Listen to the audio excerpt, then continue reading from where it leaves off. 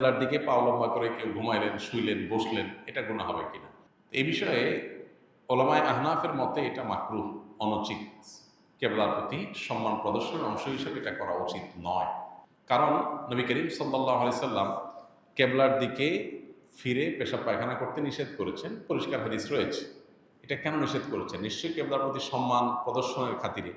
So পাও লম্বা করে কেবলার দিকে যদি আমরা বসি, তাহলে কেবলার দিকের বা কাবার প্রতি বাহ্যিক দৃষ্টিকোণ থেকে অসম্মান হয়। আমাদের সমাজে কারোর দিকে পাও লম্বা করে বসলে এটা তার প্রতি অসম্মান এবং অবজ্ঞা প্রদর্শন হিসেবে বিবেচনা করা হয়।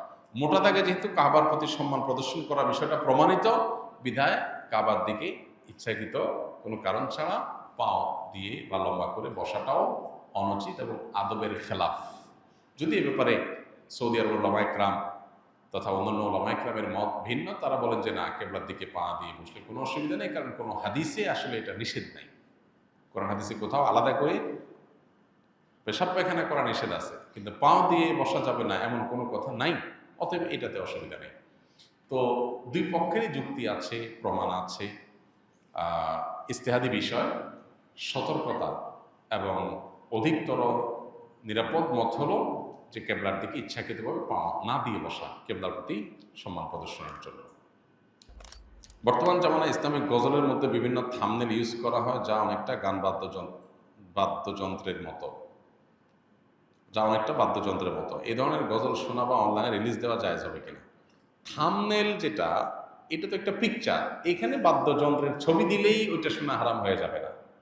যদি ইসলামী গজল বা গানের কথাগুলোর ব্যাকগ্রাউন্ড সাউন্ডের মধ্যে যদি কোনো মিউজিক থাকে, মিউজিক বাজে সূক্ষ্মভাবে, তাহলে সেটা শোনা না জায়েজ, গুনাহ, শোনা যাবে না। থাম্বনেলের মধ্যে ছবি কি দিচ্ছেন না দিচ্ছেন, থাম্বনেল একটা তবলার ছবি দিয়ে দিলেন, কিন্তু ভিতরে প্লে করার পরে ভিডিওটা স্মুথ, একদম খালি গলা গাওয়া হয়েছে, সেখানে কোনো মিউজিক্যাল ইনস্ট্রুমেন্ট ব্যবহার করা হয়নি, তো এটা হারাম হবে কেন? মিউজিক শোনা হারাম, মিউজিকের ছবি দেখা কি না, দেখলে হারাম হবে না। বিধায় আপনার থাম্বনেলের ছবি কি আছে না আছে এটার জন্য ভিডিও হারাম হবে না। তবে হ্যাঁ, আজকাল অনেক আপনার গজল, ইসলামী সঙ্গীত বের হয়েছে যেগুলোতে সূক্ষ্মভাবে মিউজিক আছে। আপনি একটু মনোযোগ দিয়ে শুনলে বোঝা যায় যে মিউজিক ব্যবহার করা হচ্ছে, সেগুলো শোনা হারাম।